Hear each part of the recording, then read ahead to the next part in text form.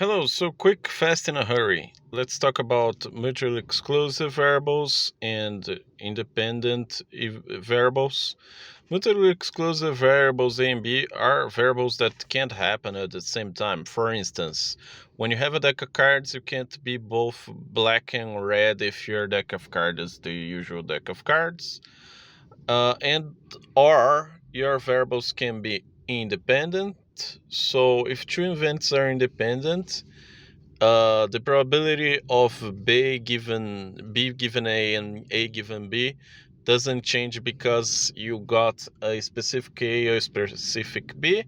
And a good example of independent variables are two dice throws. So let's say you throw a common hexahedron die. In the first throw, let's say you have a probability of getting a 1 and a probability of in the second throw getting a 1. Both of those probabilities are 1 in 6, and the probability of getting both ones is 1 in 36, which means those events are independent from each other since you have event independence exactly when the intersection is the multiplication of both probabilities, as in 1/6 times 1/6 is 136. So, and there is another way of taking that, of knowing that that's the case.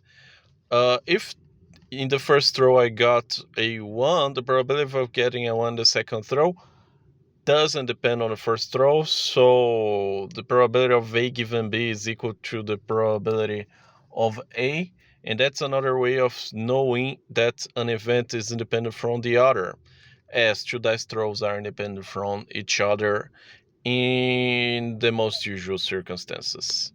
Think that's it. Bye for now.